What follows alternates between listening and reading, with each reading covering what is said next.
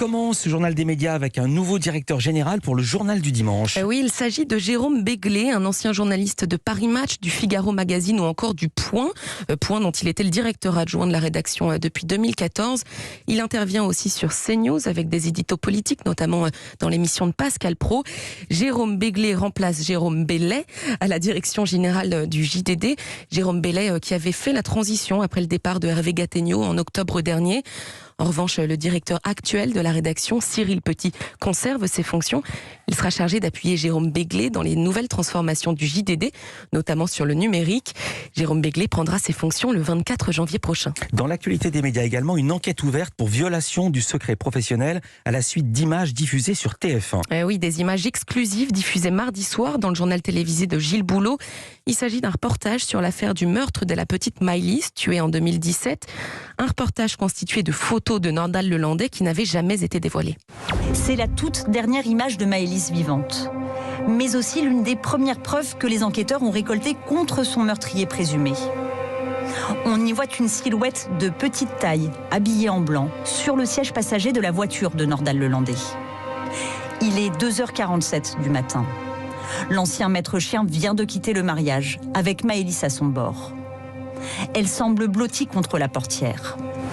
Les journalistes se sont aussi procurés des photos exclusives de la reconstitution des faits. Sur ces images inédites que nous nous sommes procurées, on découvre Nordal-Lelandais lors de cette reconstitution. Barbu, vêtu de noir. Ici, sur le parking de la salle des fêtes où se déroulait le mariage. La voiture du suspect quitte d'abord les lieux. Nordal-Lelandais explique au juge que Maëlys se met à pleurer, qu'il panique et lui donne plusieurs coups au visage. Il les reproduit sur cette photo.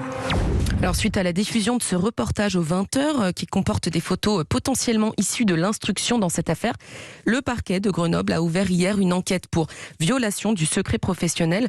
L'information a été partagée hier par le procureur général de la Cour d'appel de Grenoble dans un communiqué. Il précise que la communication non autorisée de ces photos est susceptible de constituer une infraction pénale. Je rappelle que Nordal-Lelandais devra comparaître à la fin du mois devant la cour d'assises de l'Isère pour l'enlèvement, la séquestration et le meurtre de la jeune Maëlys. Beaucoup plus joyeux, des chiffres d'abonnements dévoilés pour la plateforme Salto. Et oui, ce service de streaming de TF1, France Télévisions et M6 compterait autour de 700 000 abonnés. C'est ce qu'a déclaré hier Delphine Ernotte, la présidente de France Télévisions, dans la matinale de France Inter. C'est la première fois qu'un chiffre sur les abonnements est donné pour cette plateforme. Un chiffre encore loin de l'objectif des 1 million d'abonnés que se serait fixé Salto pour 2021, selon les informations de Capital.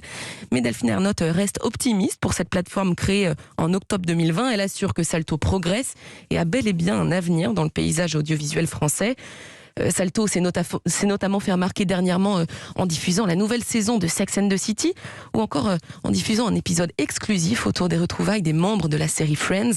Selon la plateforme, cet épisode de Friends aurait battu tous les records. Oui, mais il donne pas les chiffres. C'est ça.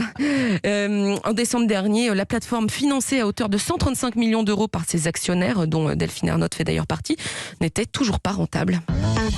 Et on termine ce journal avec la saison 2 d'une série sur l'immobilier et c'est sur TMC. Oui, c'est le retour ce soir de la télé-réalité L'Agence, l'immobilier de luxe en famille. Alors peut-être que les noms de Sandrine, Olivier, Valentin, Martin ou encore Majot vous disent quelque chose. Mais bien sûr, ils étaient venus raconter la série quand ils avaient démarré la saison passée. Et ben voilà, vous savez tout. Il s'agit de tous ces protagonistes de cette série, la famille Kretz, qu'on retrouve dans cette nouvelle saison. La saison 1 avait très bien marché sur TMC et surtout les droits de diffusion avaient été rachetés par Netflix. Netflix qui a également signé pour diffuser cette deuxième saison après TMC. Alors je rappelle le principe de l'émission. Dans la famille Kretz, tout le monde ou presque est agent immobilier et ces agents ne vendent pas n'importe quel bien. Ils aident leurs clients très très riches à acheter et à vendre des maisons particulièrement somptueuses et luxueuses. J'ai demandé à Valentin, l'un des frères de la famille, ce que le succès de l'émission avait changé à leur travail. Ça nous a vraiment accéléré notre développement, ça on va pas se le cacher, donc ça c'est extra. C'est vrai que l'immobilier a vraiment beaucoup changé, est devenu vraiment digital. Voilà, c'est un métier qui évolue beaucoup et je pense que ce canal est devenu un nouveau canal de vente indispensable. On a des clients qui viennent de toute la planète. Puis en plus, comme ils ont vu la série, ils se disent qu'ils nous connaissent déjà, donc ils nous appellent en direct sur nos téléphones portables. Voilà, de temps en temps, je me lève le matin, j'ai un appel, je vois Saoudi ou je vois Argentine. Dans cette deuxième saison, les biens ne sont plus seulement à Paris. Les frères vont par exemple nous emmener au Cap Ferret ou en Normandie avec un bien tout particulier particulièrement spectaculaire. C'est ce que nous raconte Valentin.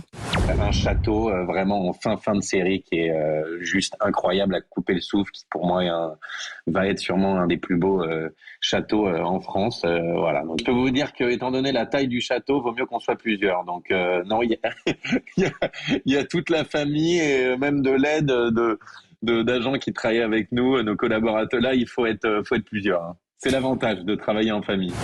Dans cette nouvelle saison, on suit toujours le quotidien intime de la famille. On assiste aux anniversaires, aux disputes et même aux crises de couple. J'ai demandé à Valentin dans quelle mesure ces images étaient maîtrisées par sa famille. Nous, c'est vrai que tout est mélangé depuis le début, donc on ne se rend même plus compte. C'est vrai, quand on est au travail, si on parle de pro ou de perso. Maintenant, c'est vrai que voilà, on ne filme pas tout non plus. C'est assez réfléchi quand même. Hein. On n'a pas envie de tomber dans la vulgarité. On décide quand même ce qu'on veut filmer, et puis on trouve ça tellement extraordinaire de partager des choses qu'on le fait avec grand plaisir, mais dans les limites. La saison 2 de l'agence, ça commence ce soir à 21h15 sur TMC. Merci beaucoup Héloïse Goua. Toutes ces infos à retrouver dans notre newsletter média. C'est gratuit, c'est sur europe1.fr. À demain pour un nouveau journal des médias.